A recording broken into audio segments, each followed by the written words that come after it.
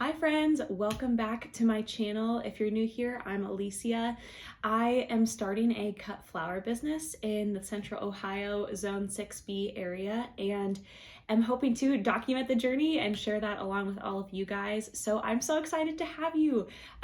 If you're anything like me, you might be experiencing some of the little warm weather spouts, the sunshine, and just starting to get really excited for the end of winter and coming of spring and starting to plan and just dream about the 2023 garden. So I thought it would be a great time to do a couple of videos just about planning your garden. So looking at how to pick flowers, how to plan and space out the garden, as well as thinking about how to get that physically set up and ready to receive seedlings come the spring. So if that's something you're excited about, definitely subscribe and follow along as we talk through these and bide our time as we get into the 2023 season. So today we'll be talking about kind of how to pick your flowers and what goes into deciding what to grow to hopefully kind of get around ending up knee deep in the season with a bunch of flowers that you just have no idea how are going to work together. So stay tuned and we'll jump into it.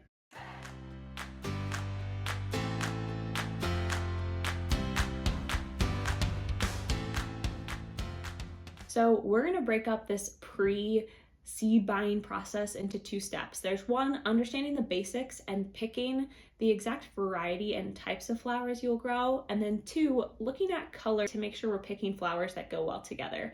Now, I'm speaking to myself in a lot of this, so hopefully you can relate, but it's really important before even going into starting to look at specific seeds to do some research and understand what grows well in your area, what you want to grow, and making sure you have the right ingredients, then starting to kind of source those out rather than being swayed by different photos or different things that we see online. This is also just really important whether you are trying to sell your flowers and also if you're just growing a flower garden for yourself. It's important to know what fits with your home or what types of flowers you want to be giving to people, and just making sure that we're being intentional with the decisions that we make so that throughout the season we can reap the benefits of that. So now that we know why it's important, we'll just jump in to understand the basics of putting together a bouquet and how that feeds into picking flowers, and then look a little bit at my method for figuring out what colors to pick and how we want to go through and do that.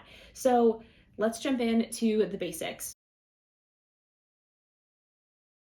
So bouquets can be broken down into three main components. There are focal flowers, fillers, and foliage or greenery. Starting with focal flowers, they are just kind of the big guys that really make a bouquet stand out and set the tone for the overall style of it. Things like zinnias, dahlias, peonies, ranunculus, roses. Think of these as kind of the star of the show. The big thing with these guys is you don't need a lot, which is surprising. My first year growing, I really wanted to grow a ton of focal flowers, and while you can definitely do bouquets of just a single stem type, if you want to have a sort of mixed bouquet, you really want to make sure that you have a good balance across these three categories. So don't get carried away with all of the beautiful focal flowers. Try and pick 2 or 3 that you feel confident in. And the nice thing is you can always grow multiple colors of a type. So zinnias are a fantastic example of this. Zinnias are so easy to grow, so friendly to so many different growing conditions and environments, and there are so many colors that they can come in. Everything from white to fuchsia and bright colors.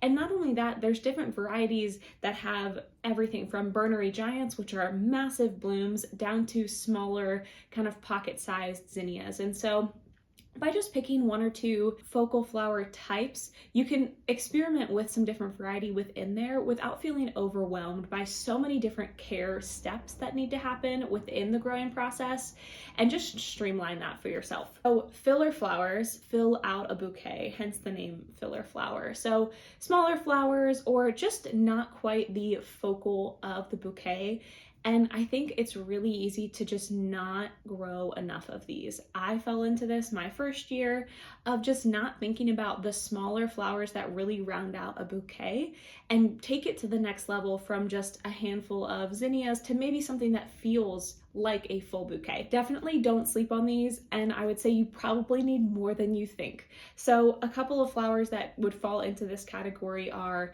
baby's breath, yarrow, feverfew, lavender, strawflower, status, bachelor's button, all kinds of things. And the really fun thing here is there's just a lot of variety, a lot of fun textures you can really play with. So would encourage you to check out not only color in this space, but different textures to bring in and fill out a bouquet. The last section we have here is greenery or foliage. Again, something that we can often sleep on.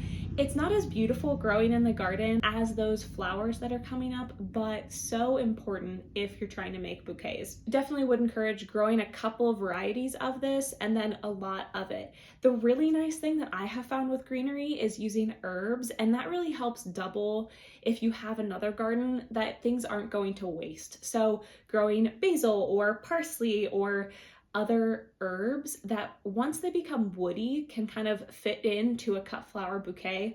But the nice thing is you can grow a lot of it, and it's something that you can use in your kitchen or different things like that. So it's a really nice option if you're trying to make space for things, is growing those maybe in a vegetable garden or just looking at what herbs can be good cut flower greenery. Some other options here are eucalyptus, different types of ornamental grasses. Sometimes people even have these just in their landscaping, so it's a great way to pull from that.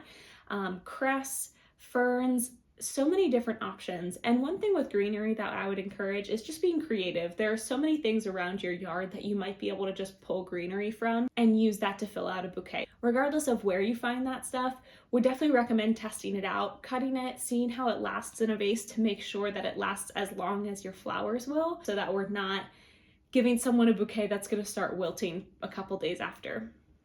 So that's kind of the basics of our focal, filler, and greenery that make up the bouquet. So would definitely go back through that list, pick one or two different varieties in each of those sections, say one or two focal flowers, 2 or 3 different fillers, and then maybe 1 or 2 different types of greenery.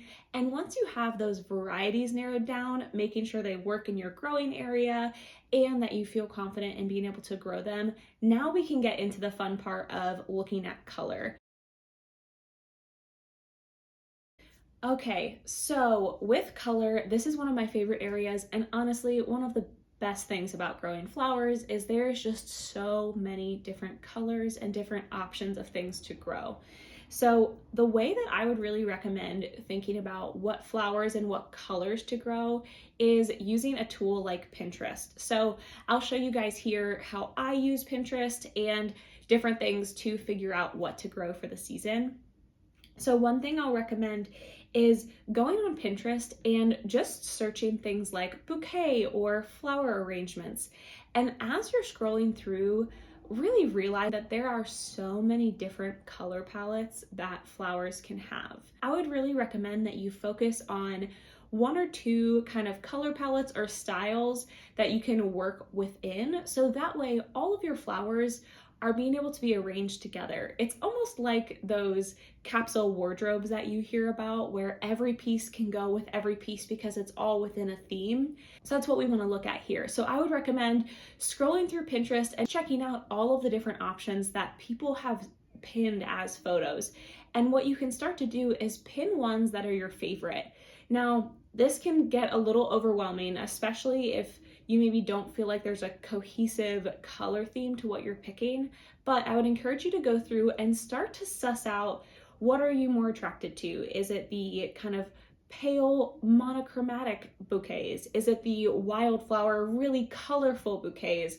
What colors are really drawing your attention? And what would you love to be able to arrange? And again, if you're growing for sale, definitely have to temper and understand not only what you want, but what your audience wants and what the market is for your flowers, what colors people like, what tends to sell well. But especially as you're just growing or just starting out, figure out what things that you would like to put together and what will make you excited about arranging those bouquets. So once you've pinned a couple of different options and a couple of different colors, go through and just start to look at the focal, filler, and greenery that they have. So we've already talked about picking our varieties that we're gonna plant, but now start looking at these bouquets and understanding, okay, what color are the focal flowers? Are they creams or corals or different things like that? And starting to understand what colors those focal flowers are taking on, and then moving on to the filler. What colors and tones are you seeing there?